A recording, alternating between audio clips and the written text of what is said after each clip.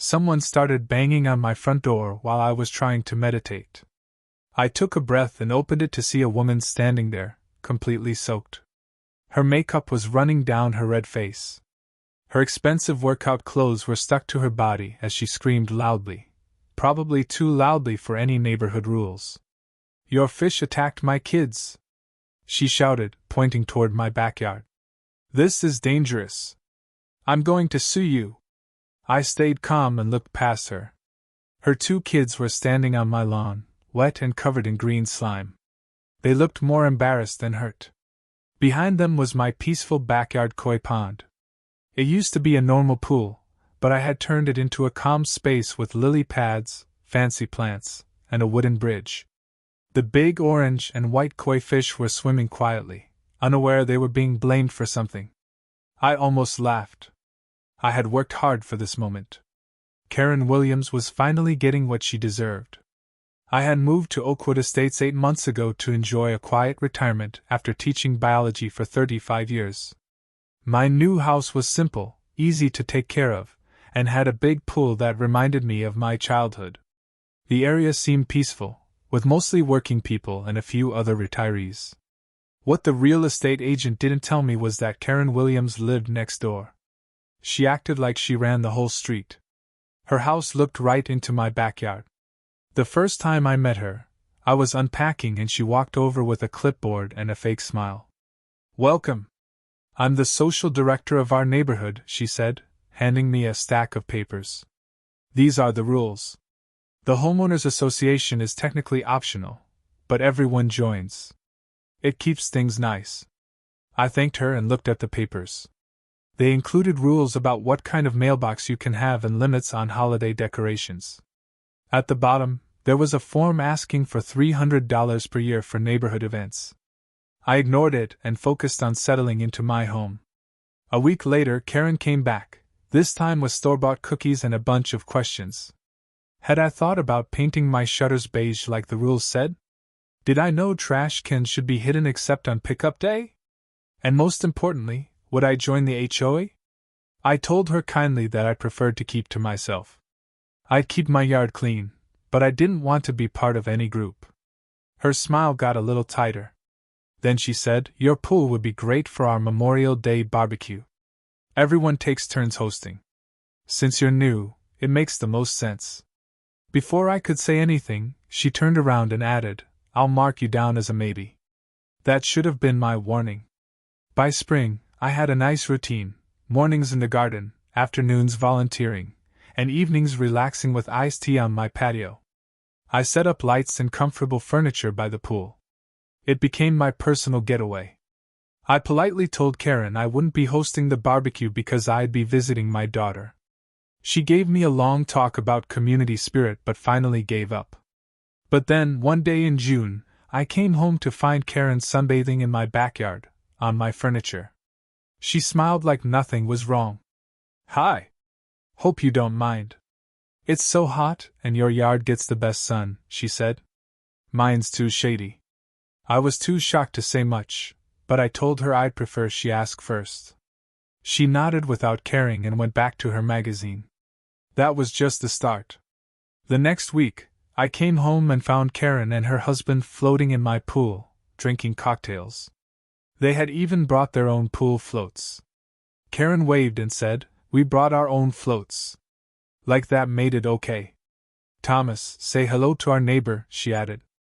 Her husband raised his drink awkwardly without even looking at me. I stood there, still holding my house keys, and told them firmly to leave. "We each have our own home and deserve privacy," I said calmly. Even though I was getting more annoyed, I kept my voice calm. Karen and her husband finally left, but her last words stuck with me. She said, "You should really think about joining the homeowners association. We all share here. That's what makes this place special." The next day, I put a simple lock on my backyard gate so I could feel like I had some control again. But just 3 days later, I found the lock broken. Karen said her kids had accidentally broken it while trying to get a ball from my yard. She brought her 2 boys with her, both around 10, with the same haircut and an innocent look on their faces.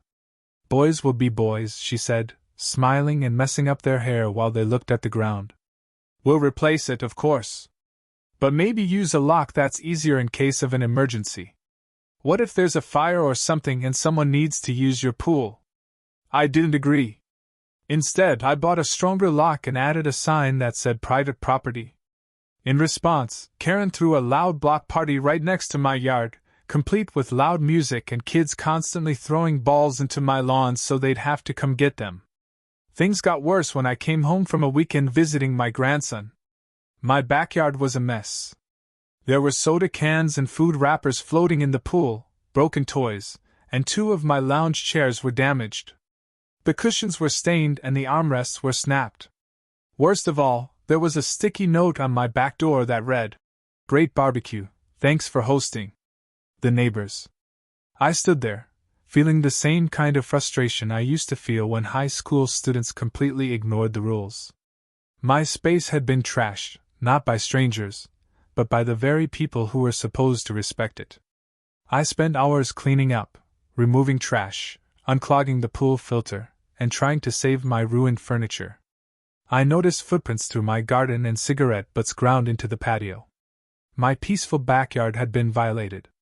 That evening, after taking photos of the damage, I sat on my patio and looked at the pool that used to bring me peace. Now it just brought stress. Then I remembered a school trip I once took to Japan and how peaceful their gardens were. That's when the idea came to me. Maybe I didn't need bigger locks or taller fences. Maybe I needed to completely change the space. For the first time that day, I smiled. I grabbed my tablet and started looking up companies that built koi ponds. The next morning, I scheduled meetings with 3 different experts. The cost was high, almost as much as a small car, but I figured it was worth it for the peace and quiet I'd get in return. The project took 3 weeks. First, they drained the pool and changed the water system so it could support fish instead of chlorine. They reshaped the pool, added natural stones and materials for healthy bacteria, and placed aquatic plants like lilies and lotuses for beauty and balance. They even built a small waterfall for gentle water movement and oxygen. My favorite part was a custom wooden bridge made of sustainable teak that crossed the pond with Japanese-style railings. Once everything was ready, we added good bacteria and let the water settle before putting in 20 beautiful koi fish from a trusted breeder. During the whole process, Karen kept watching from her upstairs window and visiting to complain. One day, during the draining phase, she stood at the edge of my yard with her arms crossed and said, "What exactly do you think you're doing?" I told her plainly, "I'm turning the pool into a koi pond." "But the neighborhood uses that pool," she said like it was a fact. "We've planned our Labor Day event around it. You can't just change it without talking to the homeowners association." I reminded her again, calmly, that I wasn't part of the optional association, and the pool was on my private property, paid for and cared for by me. "It's not a pool anymore," I said, and went back to talking with the builder. Karen didn't leave. She stayed and took pictures with her phone until one of the workers politely asked her to step back for safety. Later that night, I found out she had created a new group on the neighborhood's social media page. The group was called Save Our Summer Swim Spot. Karen posted an unflattering photo of my half-drained pool online and asked neighbors to complain about me getting rid of a so-called community swimming spot. I ignored it. I focused on making something peaceful and meaningful for myself. As the koi pond neared completion, I added security measures. I installed hidden cameras to monitor the yard, motion-activated lights for nighttime, and a strong fence with self-closing gates that followed the rules and kept people out. I also created a small meditation area by the pond with a bench and bamboo plants for extra privacy. During the final week of work, I noticed more than just Karen watching the changes. Some neighbors looked curious, others looked annoyed. I invited the polite ones nearby to come see the finished pond. Most didn't respond. They had clearly taken sides in a situation I never wanted. The night I added the koi fish, I sat next to the pond, listening to the sound of the small waterfall, watching the fish swim, and finally felt relaxed for the first time since I moved into the neighborhood. That peace lasted 5 days. Karen's kids decided to swim in the pond. My cameras recorded them climbing over the locked fence while I was out volunteering. Their surprised faces were clear when they saw fish instead of a pool. When the koi swam toward them, just curious and completely harmless, they panicked. They jumped out, covered in algae, and left wet footprints on my patio as they ran. I came home just in time to watch the video. Then Karen showed up at my door, dripping wet. She had tried to save her kids from the dangerous fish. While she shouted on my porch, I stayed calm, like I did back when I was a teacher dealing with loud students. When she finally stopped to breathe, I said, "Your kids trespassed. They climbed a locked fence that clearly says no trespassing. The fish didn't hurt them. Koi fish are gentle and don't even have teeth."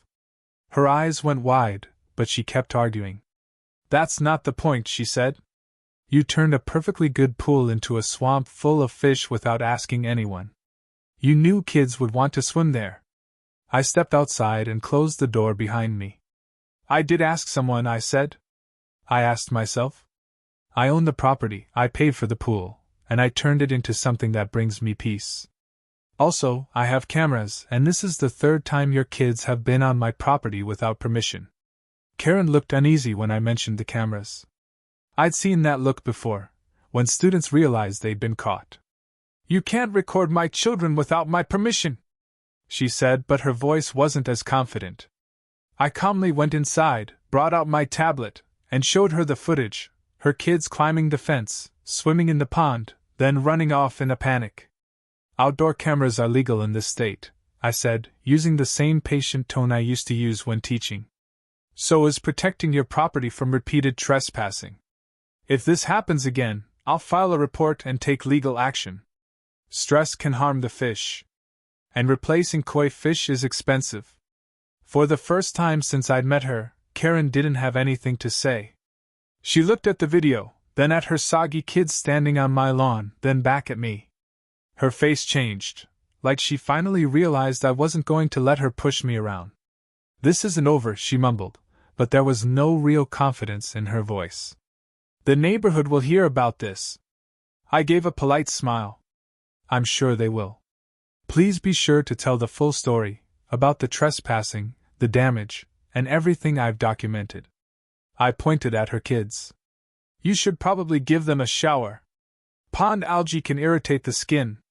Then I walked back inside and closed the door, leaving her standing there dripping wet on my welcome mat. In the days after that, I noticed a change in the neighborhood. Karen's plan to turn everyone against me didn't work. In fact, some neighbors who used to ignore me started waving when they passed by. One neighbor across the street even stopped to compliment my new bamboo plants, saying they looked much better than pool floats and noisy kids. Her husband smiled and mentioned that I wasn't the only one who had problems with Karen, just the first one to deal with her so firmly. The biggest surprise came when David, one of the original members of the Homeowners Association, came over. He brought a bottle of wine and wanted to see the pond everyone was talking about. While we sat by the water, watching the koi swim, he told me that Karen had never actually been in charge of anything official. She joined the Homeowners Association 3 years ago and started making up positions and rules that didn't exist. Most people were too busy to challenge her, and she was willing to handle the things no one else wanted to, like collecting fees from non-members and making up aesthetic guidelines. David looked at the pond and said, "This is beautiful. It's much more sophisticated than a regular pool. Do you mind if I bring my wife to see it? She's been thinking about putting in a water feature in our backyard." By the end of the visit, I had made a new friend and learned that my pond had inspired a few other neighbors to think about creating similar small ponds at their homes. After the incident with Karen's kids, her family became noticeably less active. Her kids didn't play outside anymore, and Karen herself seemed to find important things to do on the opposite side of her house. The social media group she created, Save Our Summer Swim Spot, disappeared. Instead, people started talking about drought-resistant landscaping and natural lawns, topics I was happy to join in on when asked. The Labor Day barbecue that Karen had planned for my backyard ended up being held at the community park, with a lot fewer people showing up than she expected. I spent that holiday relaxing by my pond, watching dragonflies and listening to the peaceful sound of the waterfall. As summer turned to fall, I added seasonal plants around the pond and set up soft lights that made the water glow at night. The koi grew bigger and more colorful, each developing its own personality. I now had a daily routine of feeding the fish and checking the water, simple tasks that made me feel more connected to nature, unlike the chlorinated pool I used to have. Occasionally, I'd notice neighbors walking by, pausing to admire the pond from the sidewalk. Some asked me about how I maintained it or how it was built, and I gladly answered, enjoying their real interest instead of demands. One cool October morning, as I sat by the pond enjoying my tea, I noticed a small sign appeared on Karen's property. It said, "Pool Party Planning Committee now forming." At one point, something like that might have bothered me, but now it just made me smile. I watched my biggest koi, named Tranquility, swim peacefully under the wooden bridge. I sipped my tea and looked at my own sign by the gate. No lifeguard on duty, or ever again. The koi continued swimming in peaceful circles, completely unaware that they had become symbols of something much bigger than just fish. By changing my backyard, I hadn't just swapped chlorine for koi. I had taken back the right to define my space and find peace on my own terms.